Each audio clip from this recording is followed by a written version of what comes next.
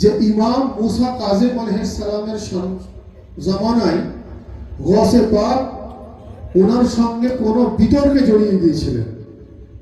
আমি বললাম আচ্ছা, তারপর বলছে তারপর গৌসে পাক ইমাম মুসা কাজিমের জামানায় মানে সপ্তমতম ইমাম পাকের সঙ্গে কোনো একটা বিতর্কে জড়িয়ে গেলেন। বিতর্কে জড়িয়ে যাওয়ার পর নাউজুবিল্লাহ আস্তাগফিরুল্লাহ গৌসে পাক ওনার সম্বন্ধে কিছু মুস্তাকি করেন, কোনো বেয়াদবি করেন নাউজুবিল্লাহ ইত্যাদি ইত্যাদি। সেই জন্য সেই ব্যক্তি বলছে যে সে গৌসে পাকের প্রতি বেয়াদবি করে, সে ঈমান রাখে না। আমাদেরকে বললো যে এই জন্য আপনাদের গৌসে পাক সম্বন্ধে আমরা ঠিকঠাক আকীদা রাখি না, সেই ব্যক্তির বক্তব্য।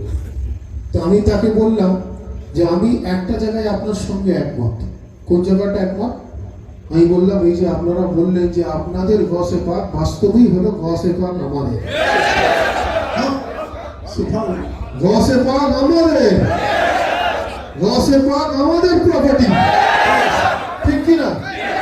গৌসে আজম আমাদের প্রপার্টি, গৌসে আজম আমাদের প্রপার্টি, আমরা গৌসে আজমের প্রপার্টি। এটা তো ফাইনাল হয়ে গেছে।